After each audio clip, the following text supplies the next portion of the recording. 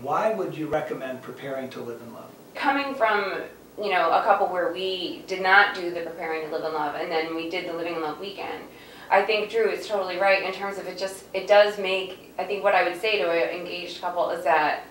it makes things so much easier. You know, I mean, like just even we were, I guess, married 2 years or a year and a half when we went on the weekend, and it was like, oh my gosh, so much struggle would have been averted had we just had certain tools that, you know, we could apply to just what were everyday conflicts, but becomes, if you're alone in something, it becomes like, you know, a character indictment, which when it's not, it's really just normal couple stuff that if you could share that with somebody, it like just takes the fear out of it, and it makes you feel like, you know, there are things you can do, like that's normal, everything you're going through is normal, and I think you guys have 2 kids. Once that starts going, you know, we just had, our daughter just turned 1,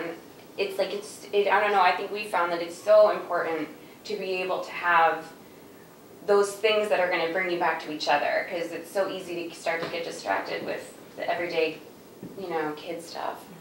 This is a whole different look at preparing to marriage, and it brings it, and for the guys I'll mention, you'll be really surprised at some of the messages that are coming out of it and how valuable you're made to feel and how important it is. Like the sexual nature of the purpose of marriage comes out in such a healthy and differentiated way. It's not just checking the box, and it's not just, you know, the program really, it's very alive. It's not just a prerequisite to kind of have to, you know, like another thing you have to get through to get married. Now, had you heard of the theology of the body prior to living in love?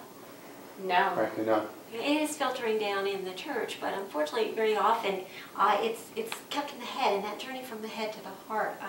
is a long one, and people get lost along the way until there's someone who has tried to live it, helping you.